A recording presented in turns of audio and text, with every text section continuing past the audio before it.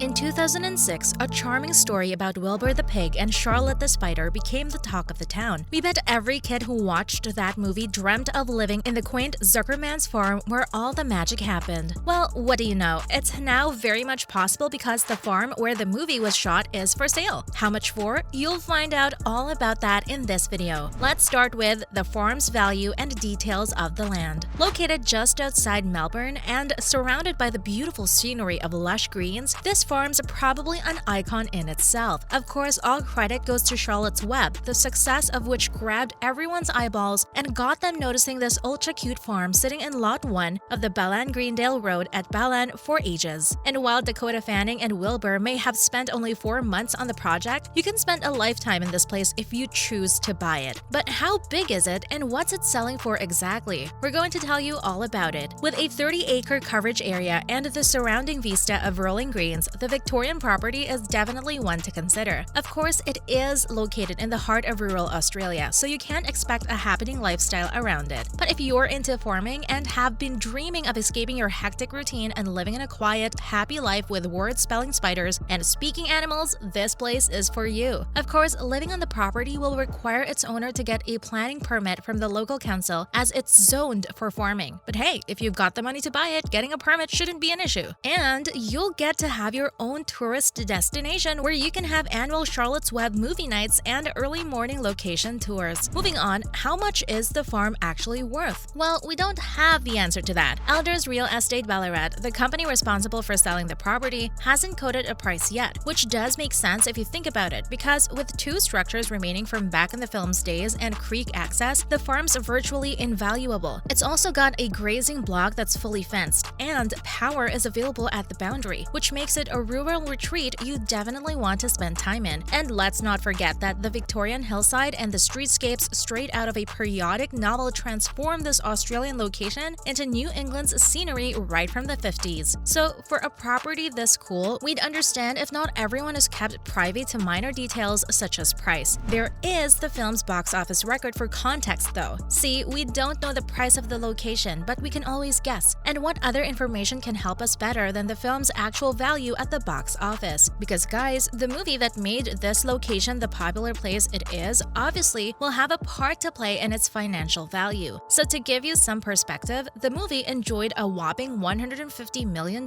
when it was released, which goes up to 234 million Australian dollars in the farm's home country. Considering that it had an $85 million or 134 million Australian dollar budget, we can call the movie a success. So if it was the movie's success rate in 2006, you can guess what the value of the property will be at this time. Up next, we also have to consider the nostalgic value of the place. For a story that has been told for generations and a movie that made such a bang at the box office, the nostalgic value of the entire story is not something we can discount. Sure, the movie's returns weren't anything close to giants like Frozen and such, but hey, for a wholesome story about cute farm animals and a story of friendship that stands the test of time, we can't deny that the emotional worth of the movie's got to be massive. And that automatically translates to the property as well. For movie fanatics and family-oriented billionaires, that's one thing that would matter the most. Plus, let's not kid ourselves. A Victorian structure with this wonderful scenery definitely has a lot of stories hidden behind those foundations. Hey, you could even make up a horror story or two at the location, which makes up for a lot of value for history buffs and fans of the movie. And we can say this for sure because this isn't the only quirky property in Australia. In fact, the country's full of it, including the ever-famous Mary Poppins house. When it comes to this iconic film, you'd think the house would be located in the English countryside, right? But that's not true. The original property where Mary Poppins was shot is actually a pretty famous home in Elora, Queensland. But while this fact may not seem ordinary to you, we're sure you'd be stoked to learn that the Mary Poppins home, where magic and mayhem came to live, is actually the childhood home of the story's writer herself. That's right, P.L. Travers, one of the former residents of the house, is who wrote the book series about the magical umbrella-wielding nanny. We told you Australia is full of such wonders. In fact, the stories associated with this house and its previous residents make up a lot of incidents in the Mary Poppins books and movies. So if you think about it, the property actually does tell the story of the characters that lived in it, fictional or otherwise. And while this property isn't for sale, you can still visit to relive your childhood memories. Although, just don't make a scene like some other fans have with other fictional homes. Like the story about the Walter White house. You remember the infamous pizza toss scene from Breaking Bad, right? A true fan won't forget. And people actually proved that by tossing so much pizza on the house's roof, they had to put up fences to make them stop. Well, there goes our fun. But hey, if you consider the price of the house, which can be anywhere between $200,000 to $300,000, you'll understand why the residents wouldn't want it to be marred by marinara sauce all over. Let's also talk about the Malibu mansion from Iron Man 3. Known as the Razor House and located in California, this one's probably one of the most memorable fictional houses of all time. And while yes, the futuristic technology doesn't exist here, you can't deny the facade is pretty impressive too. The fact that Tony Stark lived here at one point, or actually acted as if he did, is just a cherry on top. Sure, it's no Victorian farmhouse in the heart of Australia, but hey, Charlotte may have found even more superpowers here. We're just saying. And while this one also isn't for sale, the value of the place is pretty high, $30 million at least. Now that's what we call a whopping expensive location. Now let's talk about some other quirky properties currently on sale. Getting back to the topic of fictional properties in Australia, now we have a list of some crazy locations that are equally fascinating as the Balan Farm. First, we have the Pig Island. Remember when all the trillionaires of the world bought those islands in Dubai? Well, they may have gotten a piece of the world in the most glamorous city in Asia. Australia's also got an island that may not be as glam, but is definitely fun enough. And it's Buraga Island. It's 122 hectare wide and just 2 hours from Sydney. What's fun is, if you did buy the place, you'd be its sole owner. Super cool, right? Next, there's this crazy $675,000 off-grid home with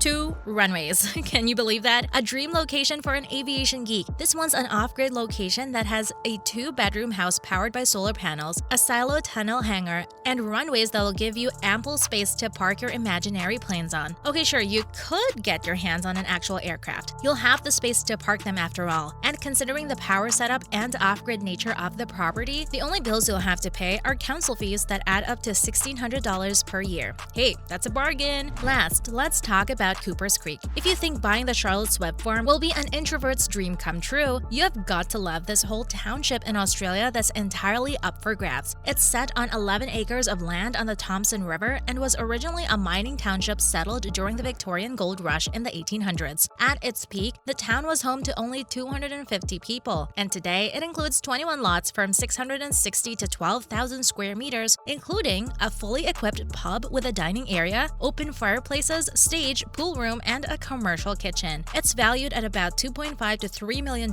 And guys, even that's what we'd call a bargain. So which one would be your pick? The quaint countryside farm, the off-grid aviation home, the lone island to party on, or the crazy 1800s town? Whatever you pick, booking interests are still open. So hurry, these properties won't last. That's a wrap for this video. What do you think Charlotte's Web's farm's worth? Let us know in the comments below. Make sure to give this video a thumbs up and subscribe to our channel for more videos like this. See you in the next one.